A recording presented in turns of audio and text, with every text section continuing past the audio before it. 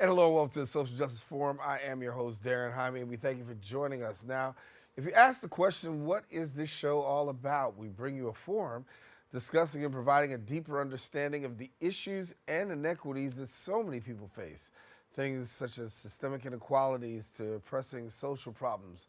Our guests provide multiple perspectives and insights, helping us better understand and address these challenges. So we invite you to stay connected to us. The Social Justice Forum starts now.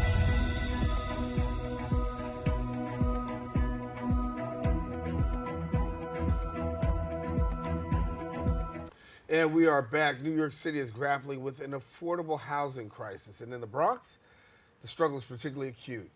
Despite historically lower median rents, the borough remains one of the most rent-burdened areas in the city, where many residents spend more than 30% of their income on housing, well above the recommended threshold.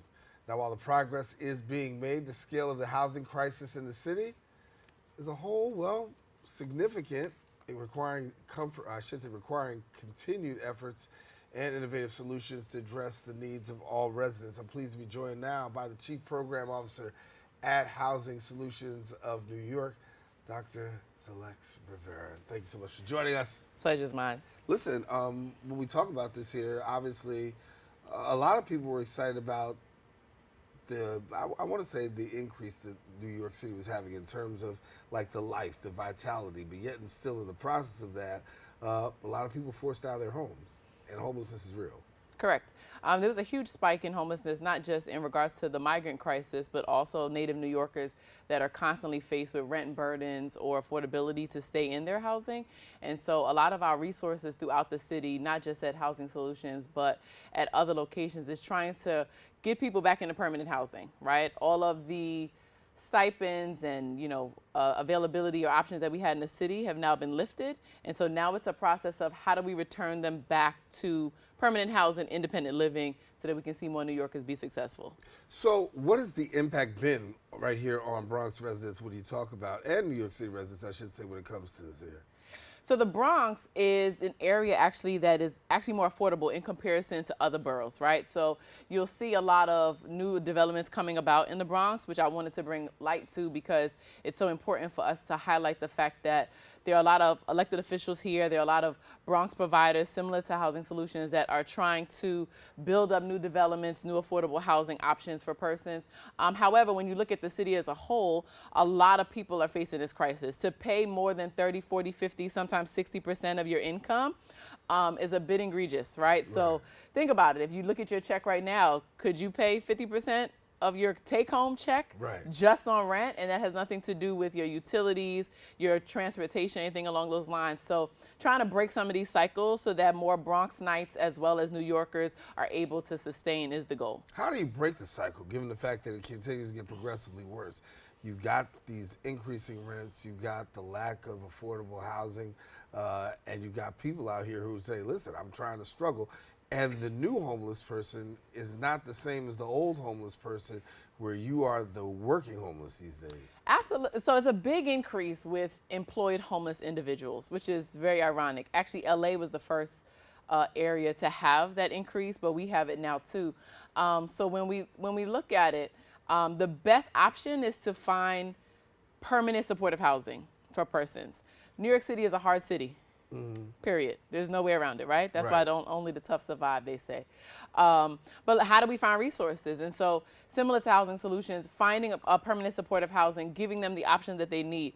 The benefit of permanent supportive housing is that you're in independent living.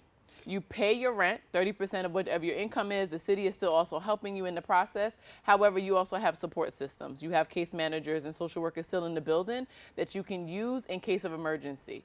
Just imagine when you first went into your first apartment, if you had somebody that just was helping you on the side, it'll allow you to get some stability. So that's the goal of it. So that's how we aim for it. What are we seeing with regards to racial disparities? Oh, man. That's a tough one. There are a lot of laws in this city around discrimination or apartment discrimination, landlord discrimination, race discrimination. However, it's still a real thing, right? And ways around it is we particularly try to work on ensuring that our clients are just prepared and they present their best selves. That's the only way to get around it, right? Whatever your bias is as a person, we really can't control that. But what I can control is that when a client goes out and they're interviewing for this apartment, that they're presenting their very best self. They don't need to be connected to a stereotype that allows them to be boxed in and stay being unhoused. The goal is always to get them housing. So how do I do that? I make sure that they have appropriate clothing. I make sure that they're presenting well. I make sure that they're able to articulate themselves on the interview, so that way they can't get discriminated against, right? And that's the only way around it. But everybody outside has their own biases. As you look right now, obviously things from your perspective, worse, better? You know, ironically, I think it's getting better, right?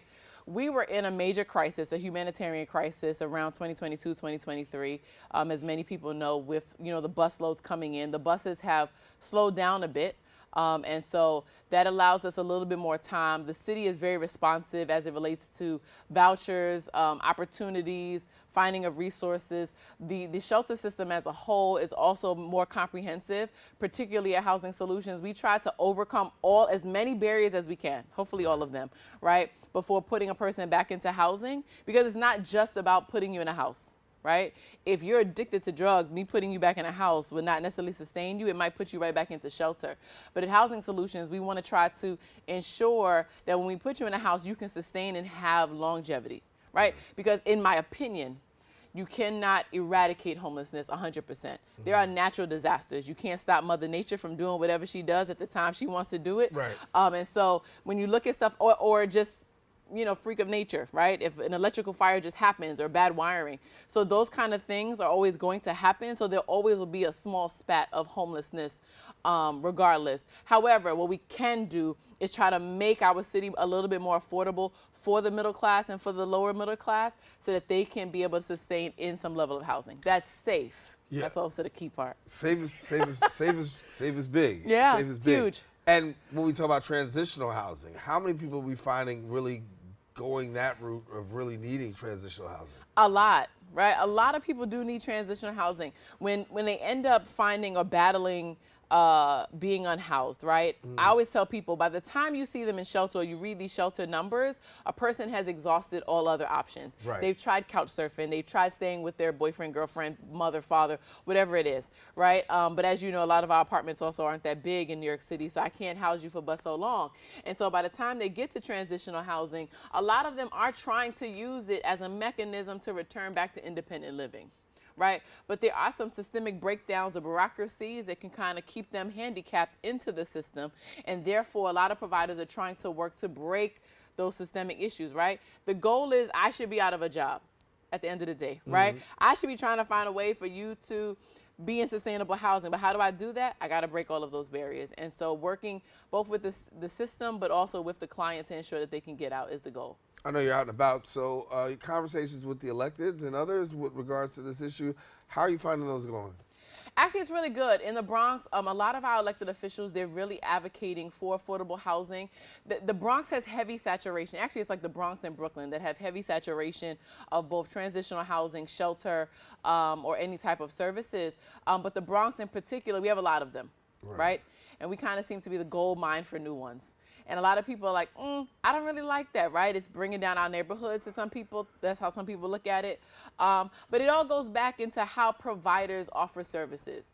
The provider, it is our job to ensure that our clients are not loitering. It's our job to ensure that they're not, panhandling and things of that nature.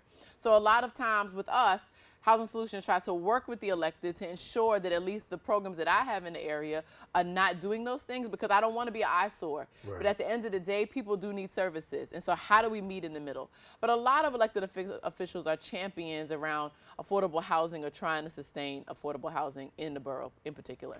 So let's talk about solutions, right? Okay. What are some potential solutions that you see from your perspective that can really advance the ball and really, close the gap here? The biggest one is a lot of people don't know. And it's very ironic to say that, right? I always say to my students, because I teach a homeless class, or even to my staff, I say to them, God forbid you ended up homeless tomorrow. Do you know where to go? And most of them don't, right? Most working adults don't know who to call in case of this, right? We'll just all call 911 or 311, and that's as far as we'll go. So a lot of it is about knowledge, right? Ensuring that we're in our community board meetings and in our town halls and things of that nature, we're passing out this information. There's a lot of New York City has a lot of services, tons of services. So first is knowledge. The second part is once they enter into shelter, we have to understand that this person is a person. And if we stop treating them like a placement number, right, then we would be able to advocate for them and give them comprehensive services. So understanding that homelessness is a response to trauma already experienced. So I have to address all of the trauma, right? So if you came in here for an eviction, I can't just put you in another house. I got to teach you financial literacy first, right? Because all you're going to do is count bad the next time, right?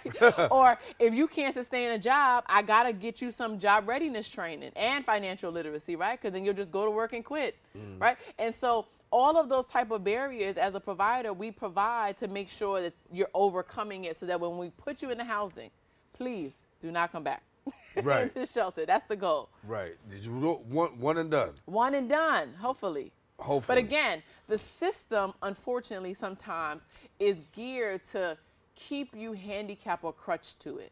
And so again, at Housing Solutions, we try to make sure that, listen, don't look at this as a handicap. Don't let this become part of like your DNA.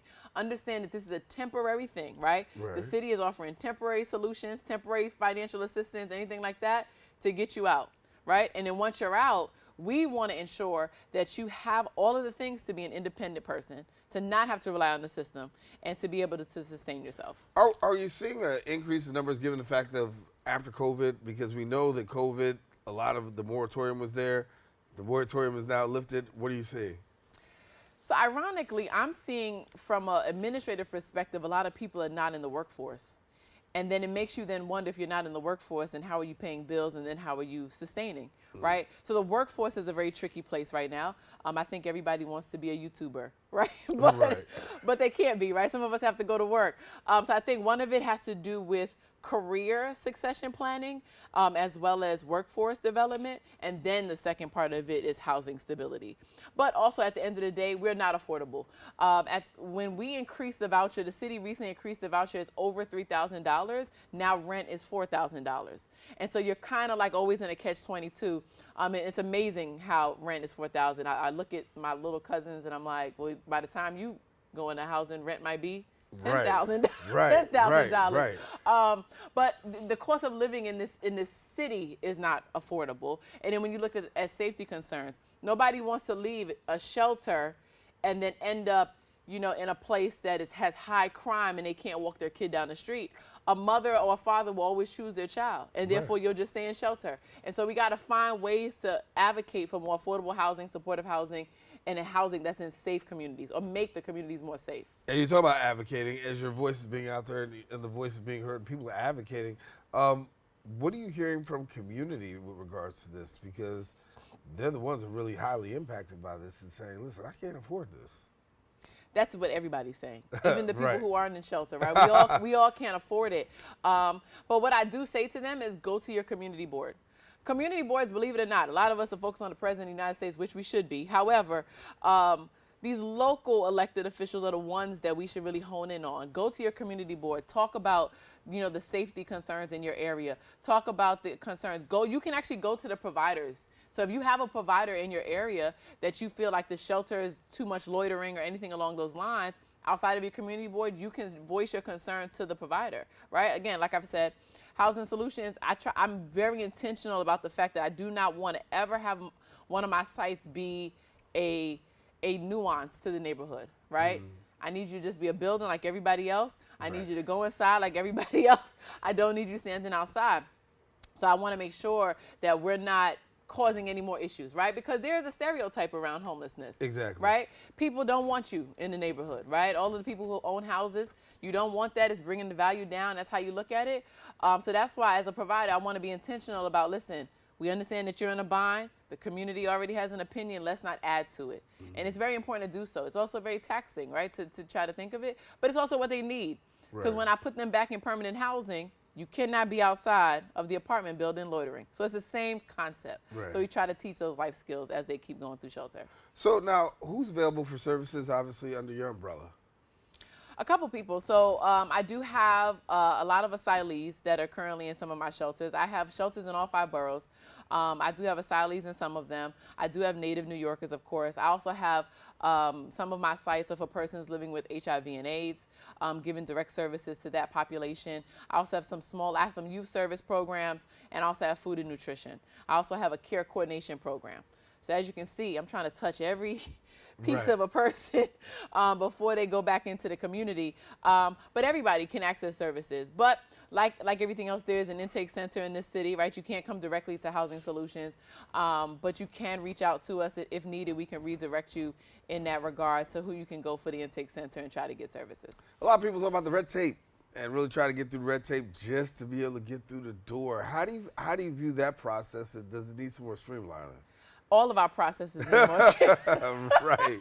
They all need more streamlining, because a lot of our systems make it tougher for people to get through them. And while I'm on both sides, right, I understand why some of these processes require that, but then I also understand being a human being. And if I needed to bring my child or my, my niece or whatever through this system, I would not do it. I would try to find an alternative. Right. And so it's a lot to go through. But at the end of the day, it's how you work it, like every other system we have in this city, right? How do you work it? How do you want to get through it? And how do you want to get on the other side? But there are services to get you there, and you want to make sure that you pick the right services to get to the bottom line. Yeah. How do the holidays flow for you guys? Holidays are good. Halloween is the biggest holiday in family with children shelters. Is that right? Absolutely. Like it's decorated, and you do this whole thing, and then all the kids get to dress up. It's very exciting. It's most money we spend all year. Halloween is a big holiday. Thanksgiving is also a big holiday, and then Christmas. We try to reach out if there's any local providers that are looking, or churches or anything like that want to donate. A lot of providers are interested in that to try to offset that. But the kicker of it is it's also a very sad time, right? Right. Because nobody wants to be in shelter for Thanksgiving. Nobody wants to be in shelter for Christmas. And so, we try to ensure that you have as close to normal as possible, right? Particularly, like, for example, for Thanksgiving, we have extended passes for you to return back to your family, right? So that you can, in fact, have a Thanksgiving meal. But if you don't have family, we also host Thanksgiving in the shelter so that you at least have a meal. And I don't mean the day-to-day food catering that we give. Like, we actually host Thanksgiving. Right, we go get special meals because of Thanksgiving. You can't have the same food that you've always been having. Christmas, same thing. Every kid gets a toy. Everybody's going to experience. Every building has a Christmas tree, so all the children can feel as normal as possible. But we also ensure that we increase mental health services, right? Because it's sad, right? You're in a room, probably in a bunk bed with your kids. It's stressful. So we try to make sure that we offset that with ensuring that both the youth and the adults have some type of mental health services to ensure that they can survive the holiday season. And before we go, I want to talk about the last word that you talked about, youth and children. Yeah. Right? And that population just continues to grow when you see that homeless population. Yeah, it's unfortunate, but it goes back to the cost of living, right? The cost of living in this city is just really too high. And I don't know who I'm talking to if you hear me. We got to figure out a way to offset that a little bit, right? NYCHA has, their concerns, and NYCHA is a good option for people, but then it's just, let's build housing. And it can't all be in the Bronx. The Bronx is doing our part.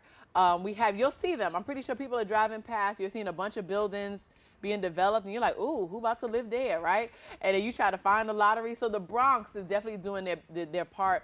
Other boroughs have to do the same thing. And affordable is not a $100,000 salary. Right. Right? That is not the average salary for the New Yorker, and so we want to try to give more affordability. But particularly for youth and children in shelter,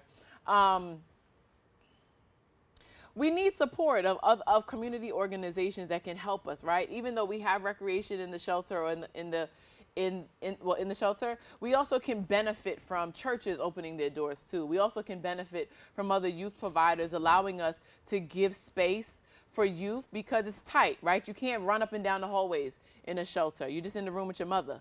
Who wants to do that, right? So it's like, if we can have the community support as well, that would be great, because there is a direct impact of a youth living in shelter that can potentially contribute to generational homelessness, but it also can contribute to them ending up homeless later down the line. And so in order to combat that, we want to try to offset it with community resources.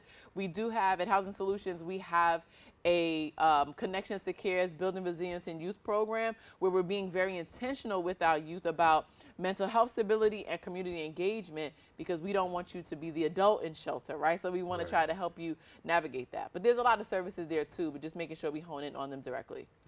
Dr. Xellex Rivera, we're going to leave it there. Thank you so much for joining us. Nice being here. Yes, she is the Chief Program Officer of Housing Solutions of New York. Now, if you want more information, go ahead and visit the website or the social media that you saw on the lower third. We are taking a quick break, but guess what? We'll have more right after this. Hey, creative family. My name is Timothy Coleman, and I'm the Director of Education here at BronxNet. And I'm standing in BronxNet's Media and Technology Studios in the South Bronx because I want to let you know about an amazing program that we're bringing back that highlights the creativity of community members just like you. Emerging Media Makers is a show that introduces you to BronxNet's certified producers. They've taken a step in their creative journey by enrolling in BronxNet's media training classes. On this show, you'll get to see the many ways that our certified producers have created a space that's all their own. Emerging Media Makers, your passion lives here.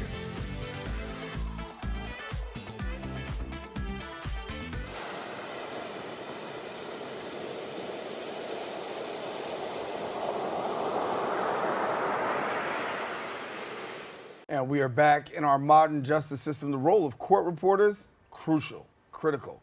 Without them, trials, hearings, and depositions and other legal proceedings would be without a reliable record, rendering them essentially meaningless. But despite their importance, many people are unaware. Actually, they exist. Yeah, they do exist, and they're crucial to the function. Court reporters. Joining us now is court reporter, host of the Court Reporter podcast, Seymour. Thank you so much for being with us. Thank you so much for having me. So when people talk about court reporters, I think it's a misconception. So let's clear it up. Somebody says, okay, you're a court reporter. What exactly does a court reporter do? Right, there are a lot of misconceptions. The first thing they ask is, what TV network do you cover? They think that I'm a news reporter. Right. And, this also, Yeah, I kind of am a news reporter now, but, Right. but they don't realize that it is the silent role in the courtroom by the judge, taking down the testimony word for word, verbatim, everything that is spoken on the record in a court trial or a hearing, any proceeding in the legal system. And that's pretty huge because you're really capturing, in essence, all that goes on, and if there's needed for readback, pushback, anything, you got to have it. We have to have everything. Wow. So for yourself, looking at the court system today, obviously there is not a day off. We've been talking about this here on the show for a minute. Since COVID, we know there's a backlog of cases that's further increased. What's it like in there on a day-to-day basis now? Is it still pretty hectic? Yes, it's very hectic. There are lots of trials, lots of hearings to cover, and sometimes there isn't a court reporter available because there's a shortage of court reporters nationwide. So here in the Bronx too, we're affected by the shortage of court reporters, and it's because most high schools and colleges or young people who may be deciding what they want to do with their lives are not really given the option of court reporting because they don't know that it exists and they don't know that it's a career that you can even make $100,000, $200,000 salary without even having a bachelor's degree. Amazing. And it's an important contribution to the legal justice system. Talk to us about that contribution and what you feel court reporters bring to the system. Yes, without court reporters, there cannot be justice served because there would be no record. So the whole purpose of going to trial is to make a record so that the judge can render a fair decision. And without that evidence, that transcript is crucial. The testimony of every witness, the testimony, every question that they're asked and every answer that they provide, every objection. So without a court reporter, there would be no record and no justice. And the human aspect is really important too, because a lot of people think, oh, well, all you do is type, but that could just be replaced by AI. Well, they've been trying that for years, and it has not been successful. Right. So the human element is so important because you need a live person there to certify the record, to control the environment, because sometimes they start talking over each other and they forget that a record is being made because they're heated and they're in the moment and they're arguing and they're getting upset. And so someone has to be there to say, hold on, what did you just say? Could you pause for a second? Like enforcing the rules so that they can like only speak one voice at a time so that we can get every word accurately. And when you talk about getting that word, having the right people in the courtroom or having enough people in the courtroom is really critical. We know there's a shortage out there. How are we dealing with the shortage of court reporters across? So there are programs that people can take for free. It's a Steno A to Z hosted by the NCRA, the National Court Reporters Association. And it's a program where people can learn how to write on this steno machine for free for 2 weeks. And I think you get one in the mail, and you can try it out and see if you like it. See if it's for you. Sorry, the screen's not turning on right now, but it's a cool little machine. It's not like a regular keyboard. And so yeah, we're doing campaigns to raise awareness. There are lots of posts on social media and programs such as Steno A to Z. Also, Plaza College offers a bachelor, or not a bachelor's, an associate's degree in court reporting. So I have all of that linked in my bio on Instagram. There's a QR code that I provided for people to get involved and learn more. So at first glance, somebody can look at this and this can be quite intimidating. Yeah. Okay, I see them do it. You got to keep up. They're talking. And if a guy talks fast, a lady talks fast, so people already disqualify themselves. What would you say to someone who says, listen, you know what, it looks a little overwhelming, but give them the I can do it speech? So I would say it's actually, for me, I finished learning how to write on this machine and getting my speed up to 225 words per minute within 1 year, 13 months, give or take. And 225 words a minute? 225 words per minute. And it's a theory. It's kind of like learning how to ride a bike. Like once you get the hang of it, you don't really have to think too much. You don't have to move your fingers so fast because it's like combinations. It's like kind of like playing on a piano. There's chords. So I could write "Ladies and gentlemen of the jury" just like this.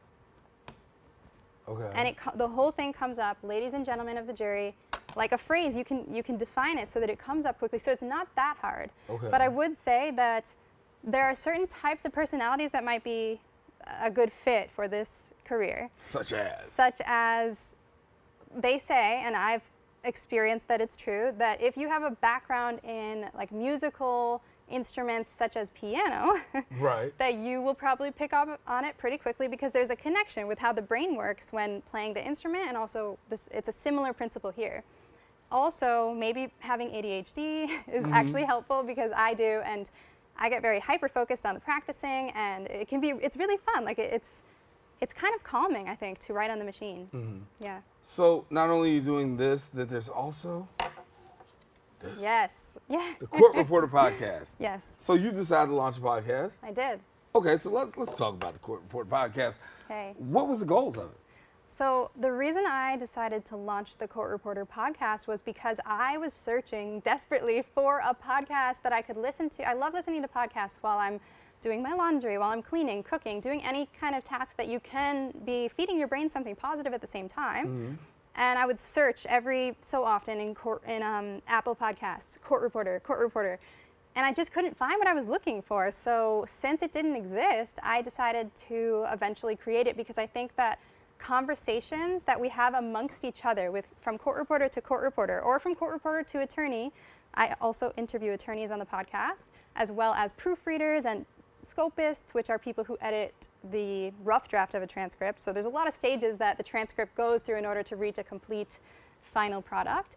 And so I thought these conversations that we have with each other and with other people that we work with are so important, and we're not having enough of them. So when it comes to us being able to further our education, because in school it's really focused on the trade and the skill of writing on the machine, but there's just so much more that goes into it because of the importance of our role in the justice system, because of how crucial it is for us to understand the importance, to act with dignity, with respect for the courts, and to be confident to speak up when we need to clarify something for the record.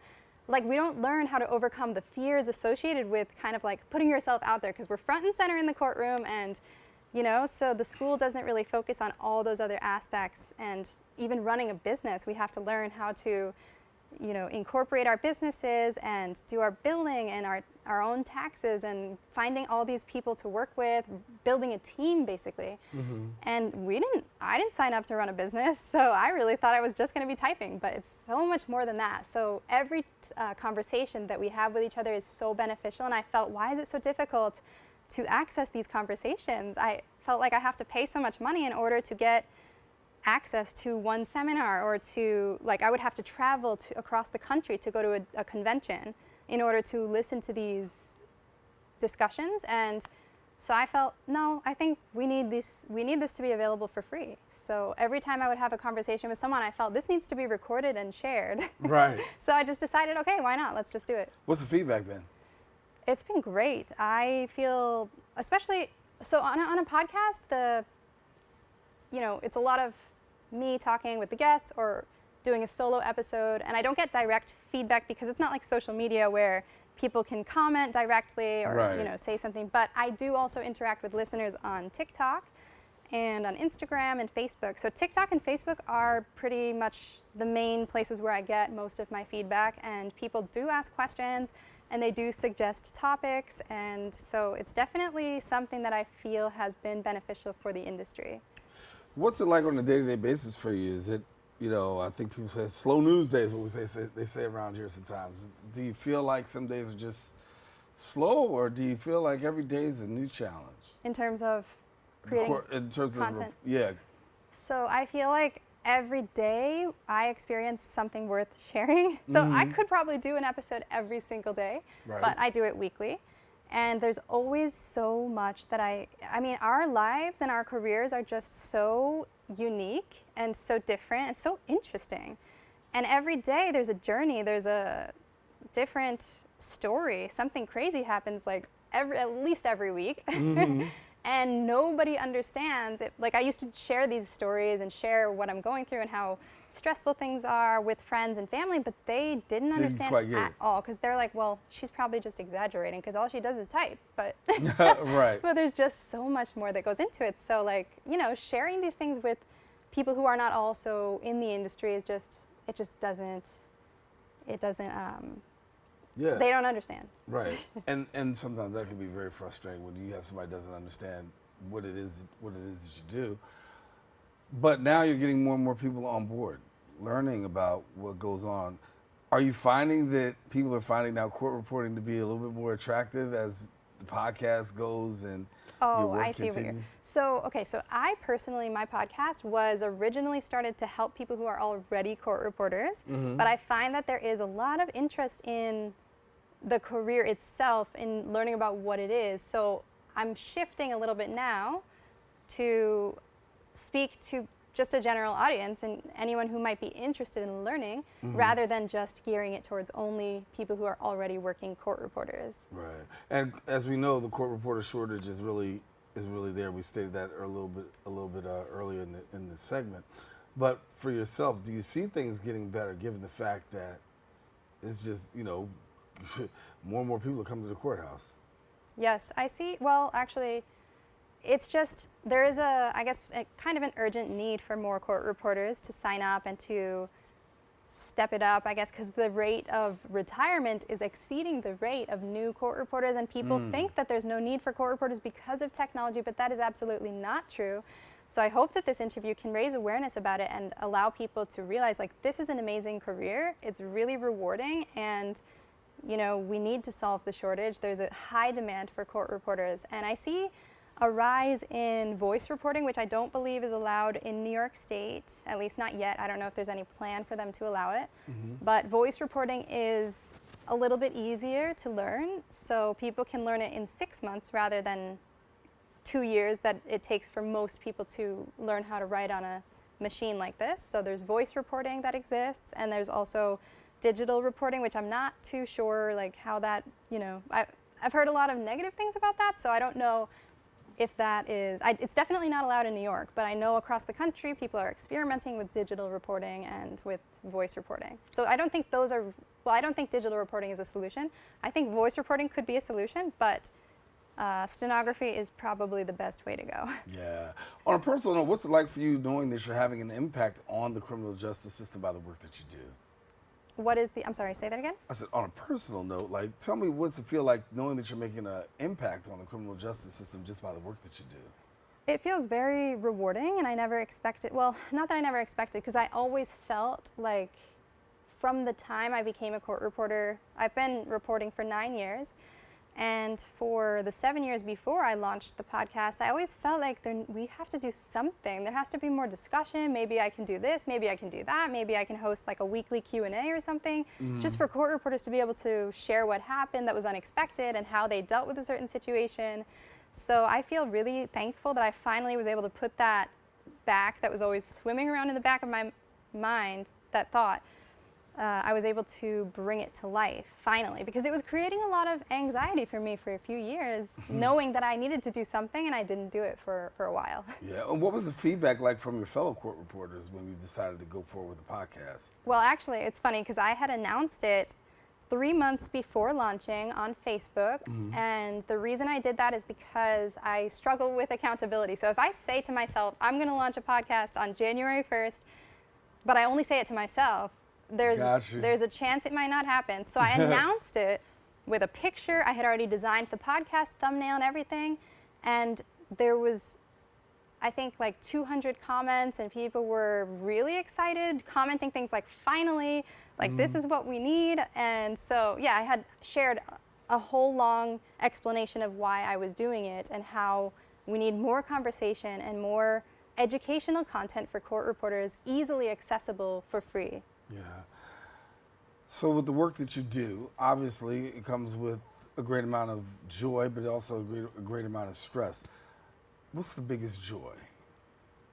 The biggest joy is knowing that that product that we are creating, that transcript that has every word in it, is so important for people's lives. Like the people, the witnesses who are testifying, that are fighting their cases, that want justice, that transcript is crucial for them. And knowing, like, it was hard for me to grasp the importance of it.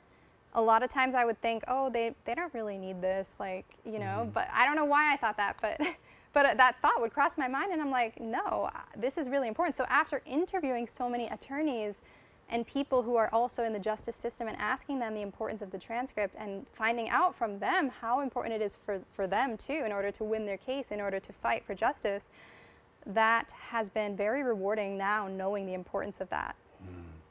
For people who want to catch the podcast, what do they do? So I have a QR code on my podcast. I don't know if that could be shared now, but it'll be here. But you can find me on Instagram, where I have a link tree that has the links to everything. It has the podcast website, which is courtreporterpodcast.com. And it also has the link to get started with court reporting at Plaza College or NCRA's Steno A to Z program. And what else? Yeah, TikTok is, everything's at Court Reporter Podcast. All right. Oh, and I also have a courthouse fashion blog. So it's just pictures of different outfits that you can wear in the legal industry and in the court system. And they're all taken at the Bronx Supreme Court. Awesome. That's Courthouse Fashion on Instagram. A pleasure having you. Thank you so much. It was a pleasure being here. You gotta come back again. Oh, yeah, I would love to. All right, definitely. And definitely Asez. All righty. We'll take a quick break. And guess what? We got more coming up right after this.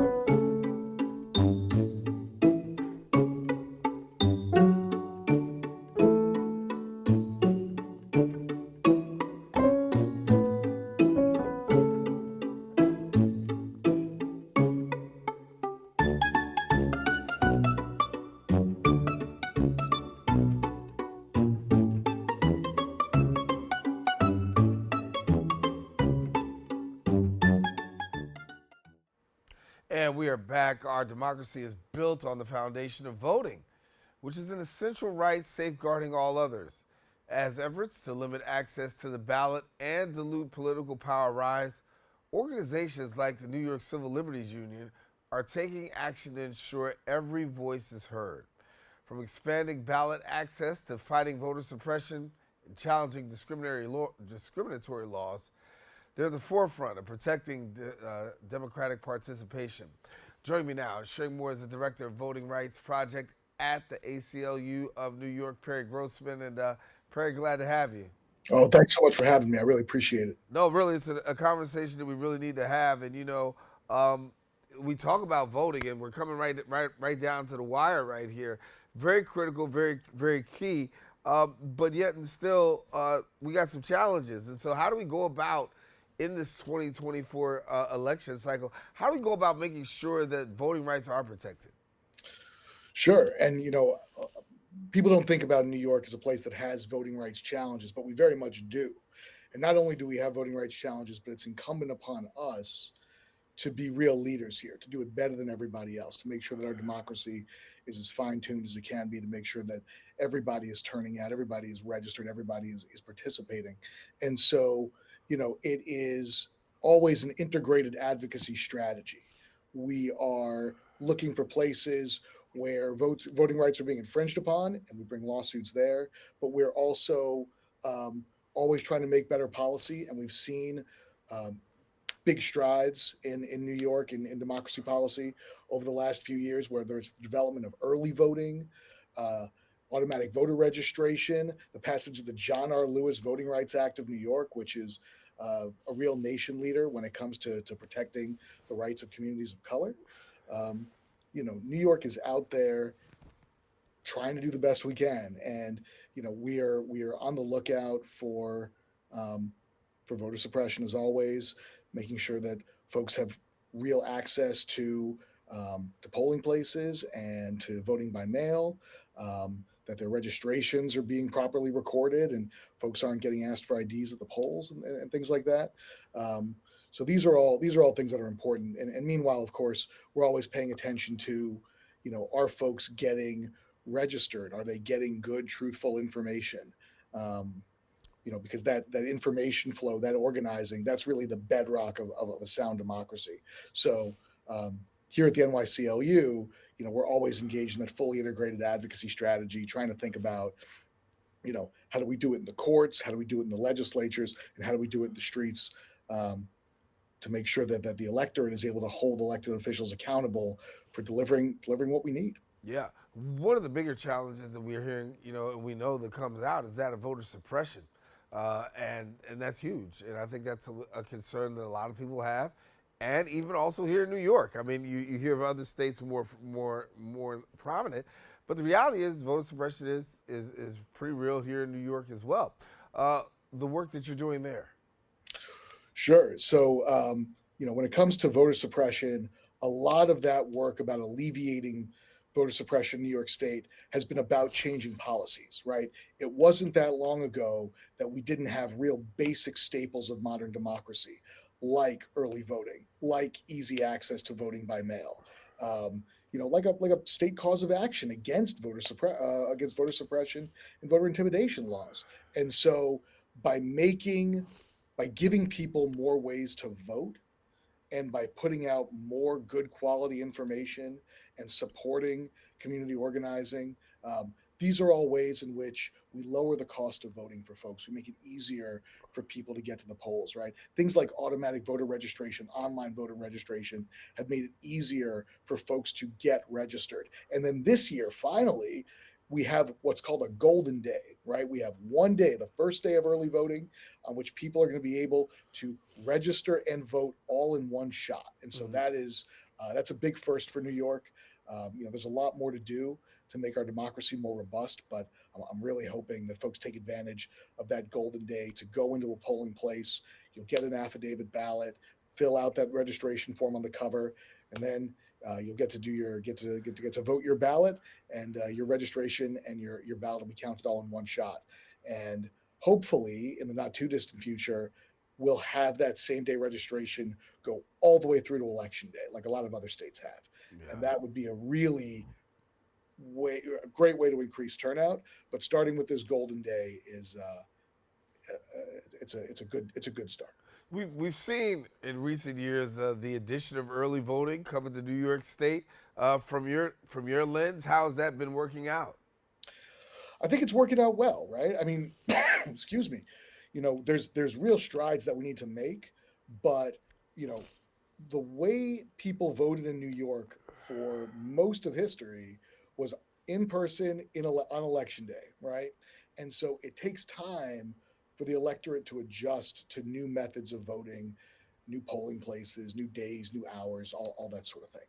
And so, I'm not shocked that we're not seeing off the charts early voting. I think we've seen good uptake and it's increasing more every year. What I'd really like to see is citywide early voting in New York, right? Because right now you get your early voting site, and that's great. I'm glad everybody has access to that early voting period. That more convenient in-person voting, but people should be able to vote at any site in the city, and that would be a big development. Every other county in New York State has countywide early voting. New York City should have citywide early voting, or at a bare minimum, borough-wide early voting. But overall, I'm really pleased. It's only been, I think, 5 years now of early voting, and it's going to take time for it to, get full uptake. But I'm pleased with the results so far. Yeah, I want to move the needle a little bit more. Talk about voter eligibility, because while you have people who are out there going to the polls, there's some people who wish they could, particularly those who are under the categories of being a felon or in other categories. Give us your perspective on where we are right there with some of these laws here that deny voter eligibility for some people who really feel like they have a right to be at the polls. Yeah, let's talk about that on two dimensions, right? First, eligibility, right? And so things have improved in New York, right? It used to be that your voting rights were not, if you had a felony conviction, your voting rights were not restored until the completion of your sentence. So you could be out in the community on parole and not able to vote. That's changed, thankfully, right? Now we have automatic restoration upon release from incarceration. And that is an improvement. It is not all the way to where we should be. Nobody should ever lose their voting rights. It makes no sense whatsoever. But at least now, if you are out in the community, you are eligible to register to register and vote. And so, making sure that we have as much contact as we can with those returning citizens to make sure that they are registered, that they know where their polling places are, that they have the good, truthful information they need to cast a ballot, an informed ballot, is all really important. And so the eligibility piece has improved a lot. My fond hope is that nobody should ever lose their voting rights ever in New York, like in a few other states. Right.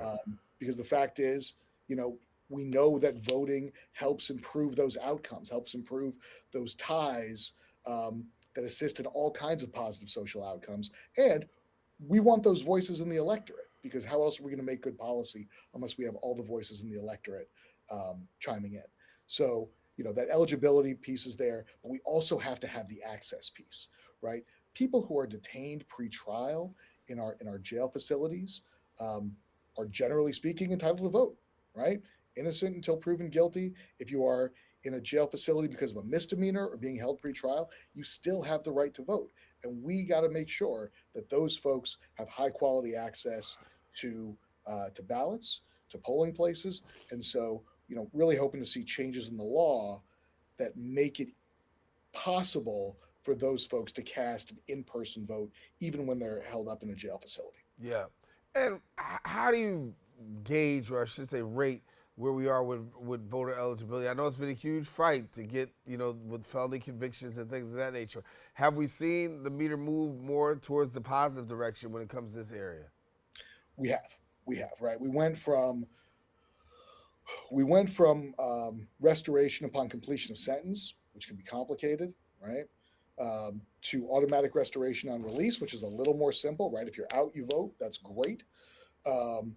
But we still have that next big step to go to make sure that nobody ever loses their voting rights. And so that's the eligibility piece we should really be focused on now. We know Maine, Vermont, I believe now DC Nobody ever loses their voting rights. And the fact is, now that we have a lot of uptake of vote by mail, it's not that hard to get everybody a ballot. It's not hard to get them a ballot for their home county. So the administrability of voting while incarcerated is as easy as it's ever been. And we know that civic participation only improves the outcomes that we're looking for everybody.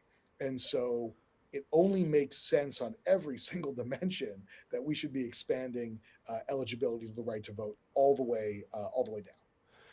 Jury service. I want to touch that piece too. We talk about 21 states and District of Columbia have different approaches to jury service for those who do have felonies. And I do want to go back for a second and just ask, what can we here in New York do to make things a little bit easier and to be like these other 21 states? Man, I love this. I love talking about jury service, right? Because jury service is a form of voting, right? Right. Exactly. Just like when you go to the ballot box, you are keeping the legislature accountable, you are keeping the executive accountable. The jury box, that is how we keep the law accountable. That is how we keep the courts, prosecutors, that is how we keep the administration of justice accountable to the people. So it is so important that people serve on juries and that our juries really reflect the community. And so, New York currently, the law is that if you have a felony conviction, you are permanently barred from jury service unless you get a certificate of relief from disability, which can sometimes be really difficult. So for the most part, people who have prior convictions are not serving on juries. And of course, where we have a long history of racialized policing and prosecution and the disproportionate assignment of felony convictions to Black New Yorkers, that has led to severe racial imbalances in our jury pools in a lot of counties, right, including here in New York City. And so what the New York State Legislature has done is to pass a bill to restore jury eligibility automatically upon completion of sentence, right? So this is the way that voting rights restoration used to be. We wanted to see jury eligibility restored automatically upon release to make it congruent with voting rights. Mm-hmm. Because voting rights are voting rights, whether it's the ballot box, the jury box. That said, this is still a major improvement. So the bill has been passed. We are waiting to see if the governor signs it. So I hope folks will lend their support. I hope people will make their calls and let the governor know, let everybody know that New Yorkers should have a jury of our peers. That's the name of the bill, the Jury of Our Peers Act. And that would bring us closer to those other 21 states. And it would really do a lot for the administration of justice in New York. We get better quality justice when we have a more diverse jury pool, right? We have a better quality of jury deliberations. And by the way, it's not just criminal cases, Right. It's civil cases too, right? These are slip and fall cases, they're civil rights cases, they can be any kind of case that's tried to a jury. Diverse juries result in better deliberations. Please. No. I mean, you're preaching to the choir right here. I feel the same way. I think that when you have that diversity, I think it should be the American way that's supposed to be, right? That we want to have diverse background, and people should be offered. Don't get me started on the fact that you could have felonies and not be able to vote, but yet and still run for the highest office in the land. I'm still trying to figure that one out. Only in America, right? But there's still a lot of work to be done. Yeah, and look, let me say that we know that participation on juries, just like voting, just like other forms of civic participation, are really, really good for social outcomes, economic outcomes, political outcomes, right? We want to see people engaged in these critical institutions of democracy because it makes for stronger communities, right? There's no reason that we should be doing this. So it's good to see those juries potentially diversifying, right? And the fact is, your vote on a jury is so powerful, right? When we talk about the ballot box, and I'm someone who thinks that every vote at the ballot box matters. But we're talking about one vote out of hundreds of thousands, millions in some cases, right? That vote still matters, but it's one of a lot of votes. In a jury box, your vote is one of 12. If you're on a grand jury, it's one of 23. Your vote is colossal. Do not throw it away. Show up for jury duty. Fill out that questionnaire, right? New York should not be excluding jurors with really unique perspectives at a time when we are having a hard time getting people to serve on juries at all. And the fact is, for the folks who want to talk about, well, a felony conviction says something about your underlying character and blah, blah, blah. The fact is, there's a lot of people who've done plenty of terrible things in their lives who have never been looked at by police for any reason, who've never been prosecuted for anything. Right. Those folks are still allowed to serve on juries, right? The criminal legal system is not necessarily a brand, an objective brand of your character in any way. And so really the best way to have diverse, qualified juries is to let everybody into the jury pool, go through voir dire, right? Find out who has real conflicts of interest, who has real biases, right? But just because you may have a prior felony conviction certainly does not mean that you can't be a fair, impartial juror. And in fact, your perspective may be absolutely critical to ensuring that justice takes place. Yeah. Before we wrap up, I got to ask the question, how can the public go about supporting the NCLU's efforts? Well, look, you can always join us, and we have volunteer actions, and we are always delighted to be working with you, right? We have organizing a field department, and we are always thrilled to have more and more activists and volunteers in our mix. But, a big way you can always support the work that we do is go out and vote, go out and serve on a jury, participate, call your legislators, demand the rights that you deserve, and let us know what you want, right? Because our work really is at its best when we're listening to the community, hearing from the community about, how your rights can be more equitable, right? And better prosecuted so that we have a more just society. Yeah, and I want to ask you before we get out of here, I know I said, we are winding down on our time here. Your prediction in terms of voter activism coming up as we approach 2024, are you optimistic that we'll see more and more people hit to the polls? I am, right? We know the presidential election years have the highest turnout, and so I would expect to see robust turnout. I was at an event for the Brooklyn NAACP last night, and my good friend L. Joy Williams, they're doing a knock and drag over in Brownsville. They're going to go out and get 200 activists and get everybody in sight. Are you registered to vote? If not, they're going to get them to the polls and have them do that golden day, same day registration. So I'm hoping that we can see even more of that as voting access in New York is as good as it ever been. It needs to keep improving, but I'm hoping we see more turnout and more equitable turnout than we ever have, because we're doing good, but we got a really long way to go to have the best and most robust and most equitable democracy that we possibly can. Perry, it's been great having you. I want to thank you so much for being with us, and excuse me, promise me this, you'll come back again. Man, not only will I come back again, I'm in the Bronx, so next time I'll be in the studio. Oh, come on, man, come on. We'll see you soon. That's it. Good to see you, man. Take care now. All righty, we come to the end of our show today here on the Social Justice Forum. We hope you enjoyed this week's discussion on the Bronx Social Justice Forum. Now you're rewatching. Catch us right here on BronxNet.org. If you want to join the conversation, present your point of view, visit our social media at BronxNet TV. Join us next week. We'll elevate the discussion, bring further awareness on the issues across the globe. I'm Daren Jaime saying take care and God bless.